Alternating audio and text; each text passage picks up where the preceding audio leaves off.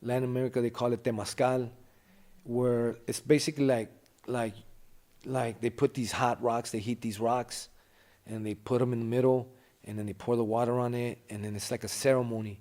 And Inside tents? it's sort of like a tent, but it's like round. It's almost like an igloo, but it's like they make it out of willow because you could bend willow, and then they cover it all with blankets, and then in there, they're drumming and they're singing these songs, and then you like invoking the ancestors, and basically it represents going back into the womb.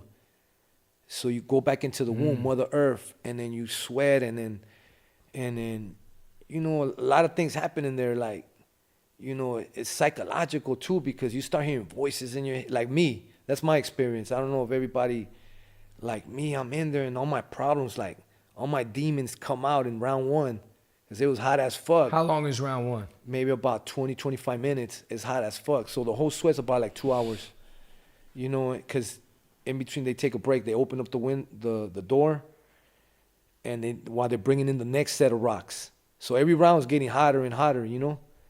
And like by round 3, I'm out. I'm almost laid out on the floor, like I've been shot or something.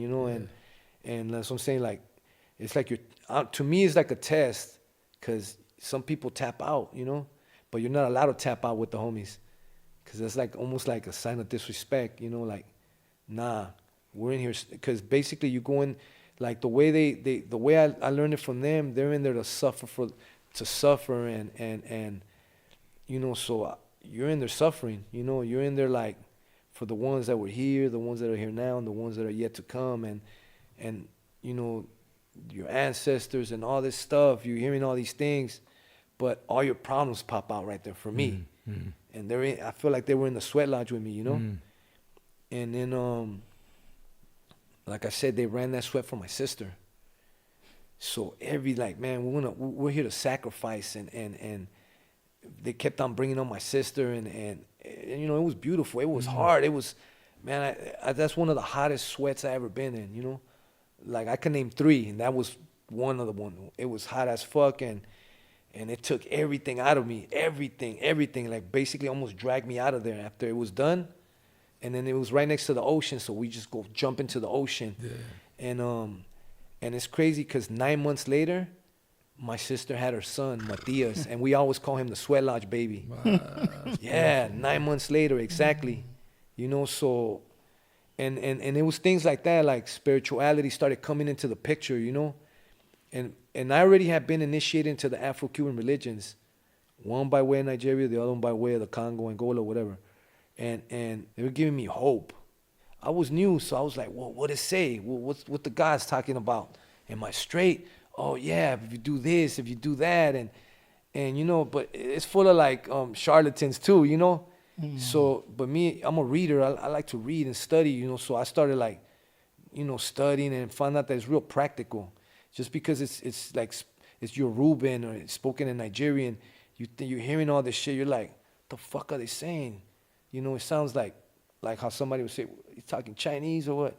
But, you're in this African language, but when you really break it down and you translate it, it's just, you're just venerating like the world, like everything in it, the water, the air, the, fire, like you just giving thanks to the gods for all these things that we don't even give a fuck about them, Yeah. We take them for granted and shit. And then, so, I started sweating. I ended up sweating like for like 7 years, I don't know. Like once a month, I would sweat. I would just sweat it. I got like addicted to it. Like, you still do it? Yeah, I mean, I don't do it as much as I used to and as I can, because now it's in Baja, so it's a mission for me. But they're still running them the same. Everything's still running, But I think that was like a change. And then all these dudes that I'm around, they're all spiritual, but all these dudes are ex-killers, ex-dope dealers, all of them. All of them had came from the feds. 125, 130, 115, 110. All of them had double-digit numbers like behind them, So, and I like that, even the Afro-Cuban religions, like I told you, like it'd be like hitmen, prostitutes, fucking, government officials in the religion. I'd be like, man, I like this, because there's nobody tripping on nobody. I could be next to this guy. He don't care.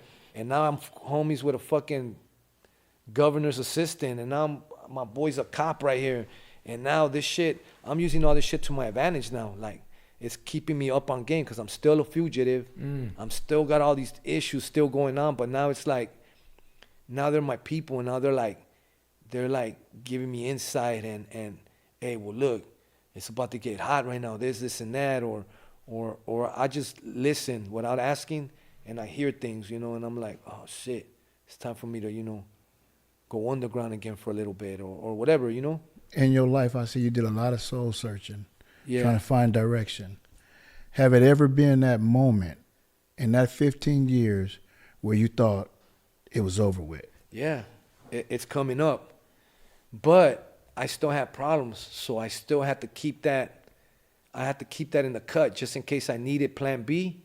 Plan B, I always had to be in here somewhere in case I needed to reach for Plan B. So Plan B being, I'm gonna take the fight to them. yeah, Yeah. if I have no choice, because sometimes you get cornered in over there. If you don't do Plan A, you're most likely gonna get cornered in with Plan B. So, and sometimes you do Plan A and they know where you're going, so Plan B chases you to wherever your destination. I didn't say it, but a lot of people are dying through this whole time, you know. They're dying, they're going MIA. A lot of things are happening, you know, and still the government's still there. I'm still hearing rumors from over here from the US. I'm talking to people and they're like, man, they hit the homie's house and they were asking about you. You know, this happened, and your name keeps like, so all that shit has me worried. So 2 months in, my daughter's mom's like, I can't deal with this shit. Here's your daughter, I'm out.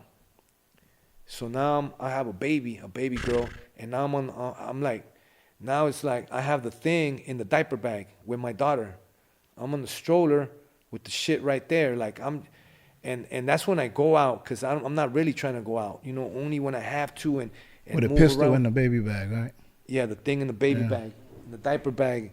So, and you know, and sometimes I'll have the thing on my daughter's back in the baby chair. I'll put her in the chair and put it, because over there in Mexico, it's like, you might make a right turn, there's a fucking military checkpoint right there.